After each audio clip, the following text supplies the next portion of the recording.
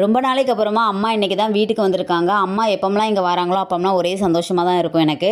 அம்மாவுடைய ஊர் ஆந்திரான்னு சொல்லிட்டு நான் ஆல்ரெடி உங்கள் எல்லாருக்கிட்டையும் சொல்லியிருந்திருப்பேன்.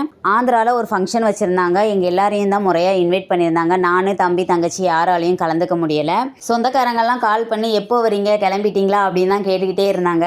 என்னுடைய பையனுக்கு எக்ஸாம் போய்கிட்டு இருந்தனால என்னால் கலந்துக்க முடியலை. அதனால் அம்மா என்ன சொல்லியிருந்தாங்கன்னா, நான் மட்டுமாவது கிளம்பி போகிறேன்னு சொல்லிட்டு ஃபங்க்ஷனில் கலந்துக்கிட்டாங்க. இப்போம்லாம் வெளியூரில் எந்த ஒரு ஃபங்க்ஷன் வந்தாலும் எங்களால் போக முடியலன்னாலும் அம்மா வந்து மோஸ்ட்லி கலந்துப்பாங்க. எங்கள் அம்மா கூட பிறந்தவங்க மொத்தம் 10 பேர், 5 ஆம்பளை பசங்க, 5 பொம்பளை பிள்ளைங்கன்னு. எங்கள் அம்மா வந்து 9வது பொம்பளை பிள்ளைங்க. ஃபங்க்ஷன்லாம் முடிச்சுட்டு நேராக எங்கள் சின்னம்மா வீட்டுக்கு போயிட்டாங்க. அங்கே ஒரு 2 நாள் இருந்துட்டு அதுக்கப்புறமா இன்றைக்கி எங்கள் வீட்டுக்கு வந்திருக்காங்க. கடைசியாக இங்கே எப்போ வந்திருந்தாங்கன்னா, நான் செகண்ட் பேபி கன்சீவாக இருந்தேன். அப்போ இருந்து வந்து பார்த்துட்டு டெலிவரிலாம் முடிச்சுட்டு போனவங்க தான் அதுக்கப்புறமா இப்போ தான் வராங்க.